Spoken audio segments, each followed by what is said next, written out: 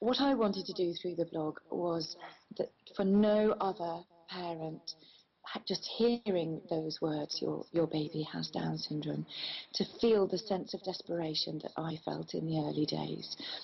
And I can't go back and change how I felt. I can't go back and just simply love Natalia from minute one. She was completely unaware of the stigma attached to that additional chromosome as she lay there in that incubator. But I can change things for new parents. I can buy them time with my blog. But of course it's moved on since then and it's become many other things. But that's how it started, Tania. Well, there is a history there for people doing a search on Google, so, newborn, Down syndrome, mums or whatever, and those early posts will still come up, so they're a record. Yes, and very often I do get emails from mums, because of course everybody now has a smartphone or a tablet, and a mum on a maternity ward who may have just given birth within hours now has that at her disposal, and very often I do find emails from mums who say, I've done that search, I found DownsSideUp, thank you, I thought our world had ended, but looking just seeing Natalia's picture even, walk on the beach or mucking around with her sister, or a picture of her as Mary in the nativity play is enough for that mother to know that life is going to carry on, family life is going to carry on pretty much as it was before, a little bit different in some ways, but yeah, it's enough to save somebody's life, really, emotionally. But so you said that before you saw that little photo album, you thought that this life would be it. Yes. How has your parenting changed, or how do you do things differently with Natalia that you do with Mia, or do you not? It's very interesting. I think when Natalia was born, and as she grew through toddlerdom and beyond, we realised that every child is different. If we had a house full of 5 or 6 children, each and every one of them would be unique, and a unique individual. And Natalia has brought that very sharply into focus for me. She is very much she's very much a visual learner, a kinesthetic learner. She loves learning through play, through actions, through song. And so we've taken that on as a family. We now all learn in that way, and through Makaton, for example, the power of Makaton. But we all use it, and we can all benefit from learning in different ways.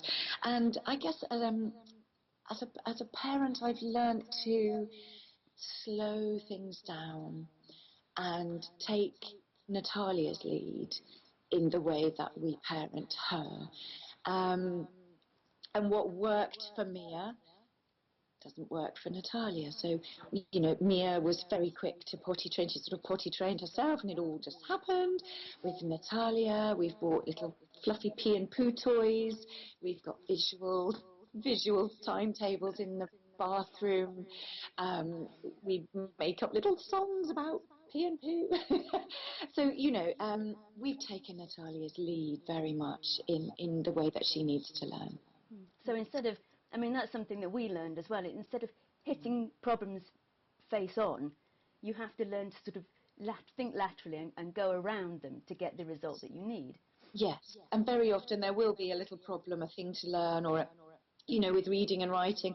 It won't just be what's happening at school with the other children in the class. You'll need to have a multi-pronged approach to everything that you learn, and lots and lots and lots of repetition.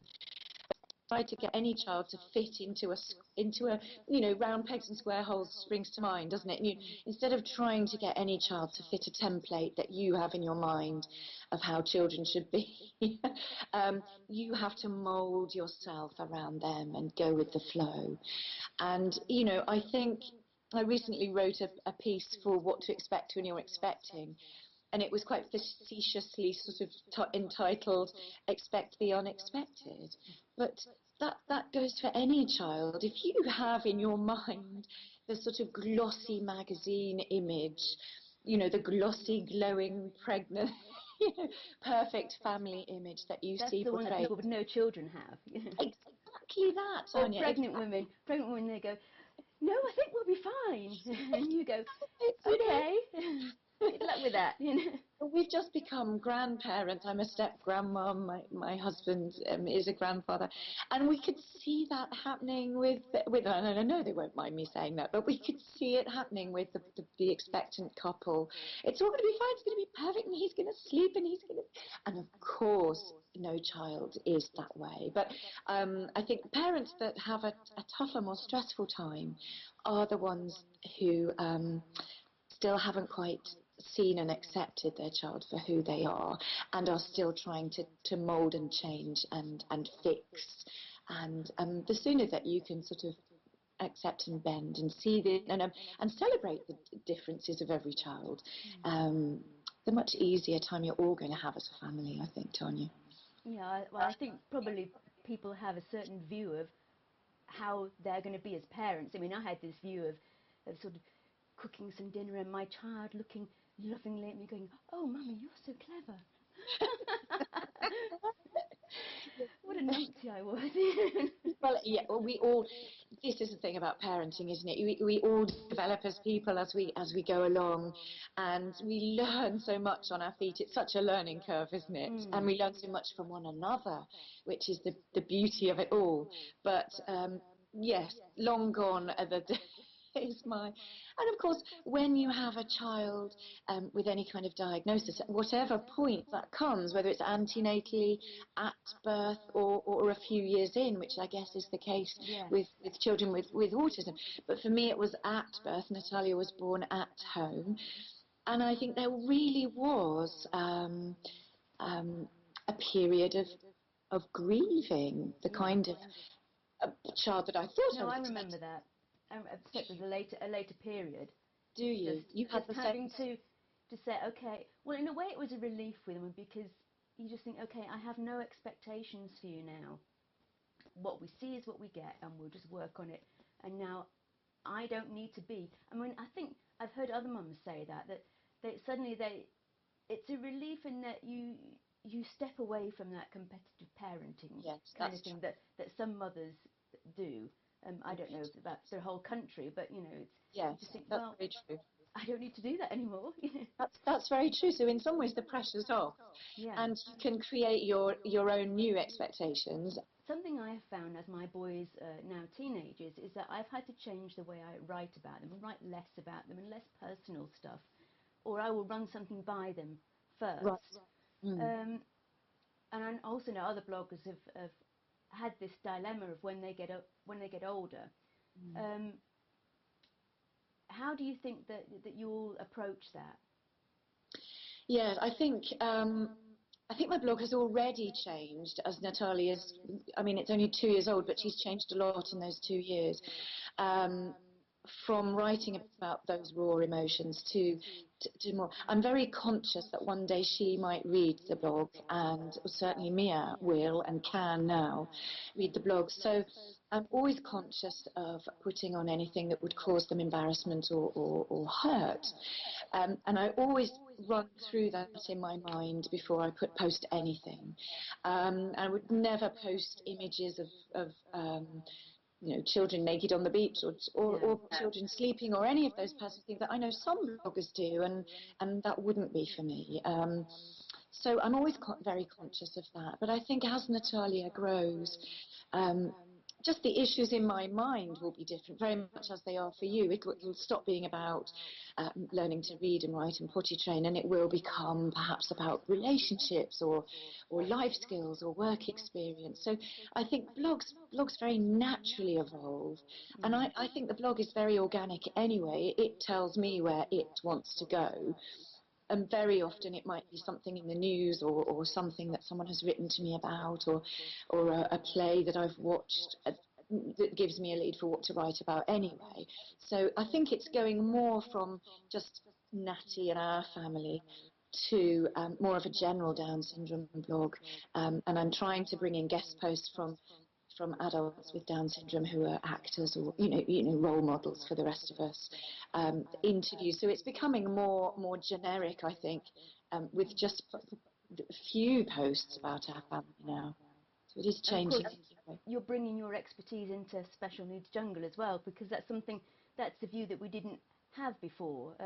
You know, more of a disabilities as such as Downs as well. So, you know, you're bringing that And I think to us special too. needs for me special needs jungle for me has always been a sort of a one-stop shop. You know that if you're, you know, when I was going through the statementing process with Natalia, you could pop onto that blog, search whatever it was that you would, you know, the term that you were looking for, and that you would find everything there. But what's beautiful now about what you have done with the columnists is that it's bringing a very much more personal, all-rounded feel to the blog that was very much a sort of information based before, and now it's becoming, you know, really a one-stop special needs shop, isn't it? Well, and also it's given, some of the columnists aren't normal writers. I mean, Angela is a friend of mine who I do my parent caring forum with, but she has brought something really unique to the blog, and also in turn, it's given her confidence as well. Yes, yes. And it is in that way very, very much very human and very approachable and relevant for all parents. Yeah.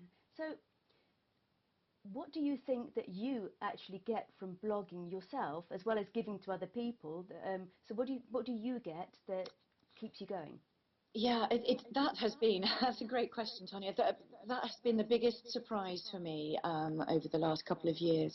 When I started Downside Up, I really thought, as I mentioned, I was going to be buying time for new parents, but I also thought, you know, Bob and I have spent time and a lot of money actually on gathering information, perhaps paying for private therapies, or buying books, or you know yourself how you spend hour upon hour, night after night researching to save others. Let's put all that in one place.